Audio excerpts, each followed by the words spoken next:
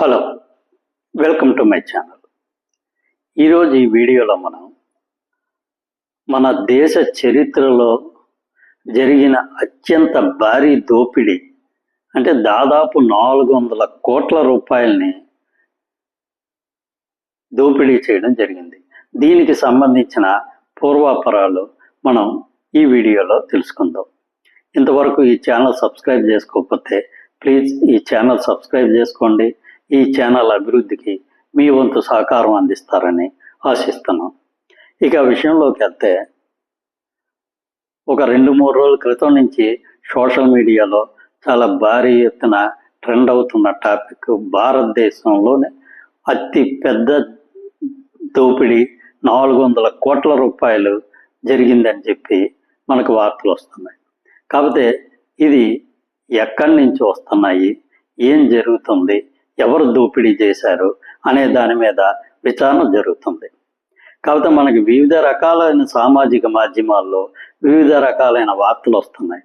కొంతమంది ఈ 400 కోట్ల రూపాయలని ఒక కంటైనర్లో పెట్టి ఆ కంటైనర్లో గుజరాత్ నుంచి మహారాష్ట్ర, గోవా, కర్ణాటక మీదుగా తిరుపతి వైపుకు వస్తుందని కొన్ని ఛానల్స్లో రావడం జరిగింది. కానీ కొంతమంది ఈ డబ్బు బీజేపీ నాయకులకు సంబంధించిన ఒక కాంట్రాక్టర్ దీన్ని సమకూర్చారని, ఈ డబ్బు మహారాష్ట్రలో జరుగుతున్న మున్సిపల్ ఎలక్షన్లో ఉపయోగించడం కోసమని అటు వెళ్తుందని చెప్పి కొంతమంది చెప్తున్నారు. కాకపోతే ఈ దోపిడీ అనేది కర్ణాటకలోని బెల్గాం దగ్గరలోనే జరిగింది. దీని మీద కర్ణాటక హోమ్ మినిస్టర్ గారు తనకి ఈ భారీ దోపిడీ గురించి ఏ విధమైన కంప్లైంట్లు రాలేదు, ఒకవేళ ఎవరైనా సరే దీని మీద కంప్లైంట్ చేస్తే దాని మీద ఖచ్చితంగా మేము విచారణ చేస్తామని తెలియచేయడం జరిగింది. ఇక్కడ ట్విస్ట్ ఏంటంటే, దోపిడీ జరిగిందేమో కర్ణాటకలోని బెల్గాం దగ్గర. దీని మీద కేసు అనేది రిజిస్టర్ అయ్యింది మహారాష్ట్రలోని నాసిక్లో ఒక పోలీస్ స్టేషన్లో కొంతమంది వ్యక్తులు కంప్లైంట్ చేయడం జరిగింది. ప్రస్తుతం నాసిక్లో ఉన్న పోలీసులు కర్ణాటకలో ఉన్న పోలీసులతో కోఆర్డినేట్ చేసుకొని దాదాపు ఈ దోపిడీతో సంబంధం ఉన్న ఒక 4 వ్యక్తుల్ని అదుపులోకి తీసుకొని విచారిస్తున్నారని చెప్పి మనకు వార్తలు వస్తున్నాయి. ఈ 4 కాకుండా ఇంకో 2 వ్యక్తులు కూడా ఈ దోపిడీలో పాల్పంచుకున్నారని చెప్పి కూడా మనకు వార్తలు వస్తున్నాయి. వాళ్ళిద్దరి కోసం గాలింపు చర్యలు ముమ్మరంగా సాగుతున్నాయి. కాకపోతే ఇక్కడ అసలు ఆ డబ్బు ఎవరిది? కొన్ని ఛానల్స్లో ఏంటంటే తిరుపతి నుంచి అది మహారాష్ట్రకి వెళ్తుందని కొంతమంది అంటున్నారు.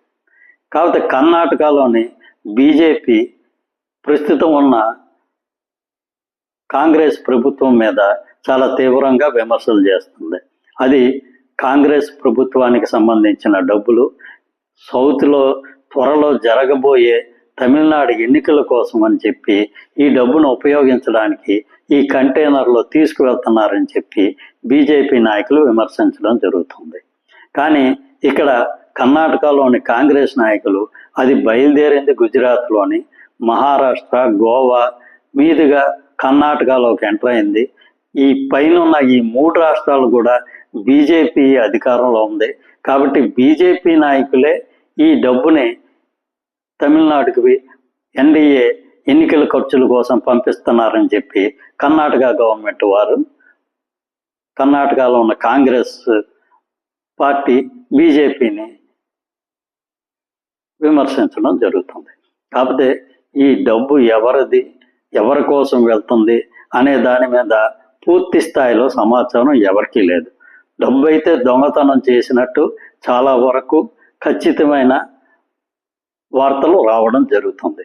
ఆ డబ్బు ఎవరిది, ఎవరి కోసం పంపిస్తున్నారు అనే విషయం అతి త్వరలో విచారణలో తెలుస్తుందని ఆశిద్దాం. ఏమైనా ఇంత భారీ ఎత్తున డబ్బు అనేది దొంగతనం చేశారంటే చాలా వరకు అది ఆశ్చర్యకరంగానే ఉంది. 400 కోట్ల రూపాయలని కేవలం ఈ దోపిడీ దొంగలు పట్టుకు వెళ్ళిపోయారు అని అంటే అది ఎంతవరకు నమ్మేది అనేది మనకు అర్థం కావటం లేదు. ఎందుకంటే అంత డబ్బుని దొంగతనం చేశారంటే వాళ్ళు సామాన్య వ్యక్తులై ఉండరు. ఖచ్చితంగా పోలీస్ డిపార్ట్మెంటు, రాజకీయ నాయకులు అండదండలు ఉంటే తప్ప అంత భారీ ఎత్తున దొంగతనం చేసే అవకాశం లేదు. కాకపోతే విచారణలో మనకు తెలిసి ఏమీ బయటపడే అవకాశం అయితే చాలా వరకు తక్కువ. ఎందుకంటే ఖచ్చితంగా దీంట్లో రాజకీయ నాయకులు, పోలీసుల హస్తాలు కూడా ఉండే అవకాశం ఉంది. కాకపోతే నిజాలు బయటపడితే అది ఖచ్చితంగా మనం అభినందించదగ్గ విషయమే. Thank you. ఈ వీడియో నచ్చినట్లయితే ఈ ఛానల్ సబ్స్క్రైబ్ చేసుకోండి. Thank you very much.